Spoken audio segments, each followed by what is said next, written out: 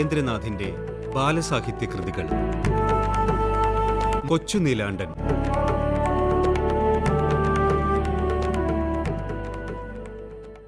ആ ഇടയ്ക്കാണ് എല്ലാവരെയും ഉത്കണ്ഠാകുലരാക്കിക്കൊണ്ടുള്ള ദിവസങ്ങൾ വന്നണഞ്ഞത്. കൊച്ചുനീലാണ്ടൻ്റെ അച്ഛൻ ആഴ്ചയിൽ ഒരു കത്ത് വീതം വീട്ടിലേക്ക് അയക്കാറുണ്ട്. 1 മാസമായി അദ്ദേഹത്തിൻ്റെ കത്തില്ല. അച്ഛൻ്റെ അമ്മാവൻ കൊച്ചുനീലാണ്ടൻ്റെ അമ്മയോട് ചോദിച്ചു, എന്താ അവൻ്റെ കത്ത് വരാത്തത്? എനിക്ക് മനസ്സിനൊരു സുഖവുമില്ല. അച്ഛന് വല്ല സൂക്കേടും പിടിപെട്ടിരിക്കുമോ? കൊച്ചുനീലാണ്ടൻ ആലോചിച്ചു. എന്നാലും വിവരത്തിനൊരു കത്തിട്ടൂടെ അച്ഛന്? തപാൽ ശിപായി വരുന്നതും നോക്കി 3 പേരും ഉമ്മറത്ത് വന്നിരിക്കും. ശിപായിയുടെ തല ദൂരെ നിന്ന് കാണാൻ തുടങ്ങുമ്പോഴേക്കും കാരണവർ ഓടിച്ചെല്ലും. കത്തുണ്ടോ? ഒരൊറ്റ ശ്വാസത്തിൽ ചോദിച്ചു തീർക്കും. ഇല്ല. വൃദ്ധനിൽ നിന്നും ഒരു നെടുവീർപ്പുയരും. കൊച്ചുനീലാണ്ടനെയും അവൻ്റെ അമ്മയെയും സമാധാനിപ്പിക്കാനെന്നോണം കാരണവർ പറയും, നാളെ കത്തുണ്ടാവും തീർച്ച. അങ്ങോട്ട് കമ്പിയടിച്ചു നോക്കി. ഒന്നിനൊന്നു പുറകെയായി കത്തുകൾ അയച്ചു. മറുപടി വന്നില്ല. എല്ലാവർക്കും പരിഭ്രമമായി. കൊച്ചുനീലാണ്ടൻ്റെ വികൃതി എങ്ങോ മറഞ്ഞു. അവൻ്റെ അമ്മയുടെ മുഖം വിഷാദം കൊണ്ട് നിറഞ്ഞു. അച്ഛൻ്റെ അമ്മാവന് ഊണും ഉറക്കവുമില്ലാതായി. അങ്ങനെയിരിക്കെ ഒരു ദിവസം ഉച്ചയ്ക്ക് വീടിൻ്റെ മുമ്പിൽ ഒരു ടാക്സിക്കാരൻ വന്നു നിന്നു. വൃദ്ധൻ ഓടിച്ചെന്നു. കൊച്ചുനീലാണ്ടനും അവൻ്റെ അമ്മയും ഒപ്പം ചെന്നു. കാറിൻ്റെ വാതിൽ തുറക്കപ്പെട്ടു. അച്ഛൻ, അച്ഛൻ! കൊച്ചുനീലാണ്ടൻ സ്വയം മറന്നുകൊണ്ട് വിളിച്ചു പറഞ്ഞു, അച്ഛൻ!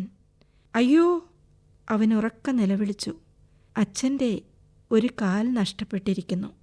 ഒരു ഊന്നുവടിയുടെ സഹായം കൊണ്ട് അച്ഛൻ കാറിൽ നിന്നും ഇറങ്ങുകയാണ്. അച്ഛൻ്റെ അമ്മാവൻ പൊട്ടിക്കരഞ്ഞു. അമ്മ ഒരു തേങ്ങലോടെ കാറിൻ്റെ അടുത്തേക്ക് ചെന്നു. കൊച്ചുനീലാണ്ട, കാറിൽ നിന്ന് സാമാനങ്ങളെല്ലാം എടുത്തു വയ്ക്ക്, അച്ഛൻ പറഞ്ഞു. ഡ്രൈവർ കാറിൻ്റെ പിൻഭാഗം തുറന്നു. പെട്ടിയും സാധനങ്ങളും പുറത്തെടുത്തു വച്ചു. ഇതെങ്ങനെ പറ്റി? കാരണവർ ചോദിച്ചു. അദ്ദേഹത്തിൻ്റെ കണ്ണുകൾ നിറഞ്ഞൊഴുകി. വൃദ്ധൻ്റെ മുഖത്തേക്ക് നോക്കിയപ്പോൾ കൊച്ചുനീലാണ്ടൻ്റെ അച്ഛനും കരഞ്ഞുപോയി. വെടിയുണ്ട കൊണ്ട് കാലാകെ തകർന്നു അമ്മാവ. 2 മാസം ആസ്പത്രിയിൽ കിടന്നു. കാല് മുറിക്കേണ്ടി വന്നു. അദ്ദേഹം ഒരുവിധം പറഞ്ഞൊപ്പിച്ചു. ഊന്നുവടിയുടെ സഹായം കൊണ്ട് കൊച്ചുനീലാണ്ടൻ്റെ അച്ഛൻ വീട്ടിലേക്ക് നടന്നു. 3 പേരും അനുഗമിച്ചു. ഉമ്മറത്തിണ്ണയിലിരുന്നു കൊണ്ട് കൊച്ചുനീലാണ്ടൻ്റെ അച്ഛൻ പറഞ്ഞു, സാരമില്ല.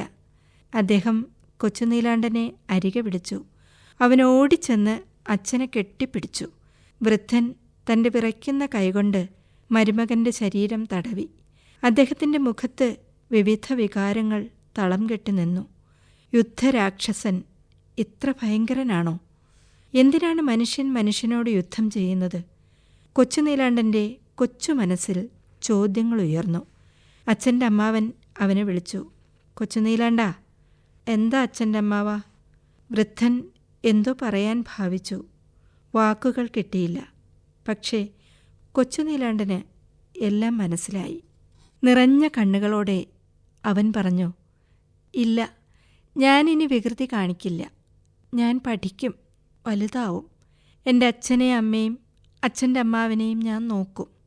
3 കണ്ഠങ്ങളിൽ നിന്നും ഗദ്ഗതം പുറത്തേക്കൊഴുകി. ആ ഒഴുക്കിൽ കൊച്ചുനീലാണ്ടൻ്റെ വാക്കുകൾ അലിഞ്ഞു ചേർന്നു. പി. നരേന്ദ്രനാഥിന്റെ ബാലസാഹിത്യ കൃതികൾ. വായിച്ചത് പ്രീതി.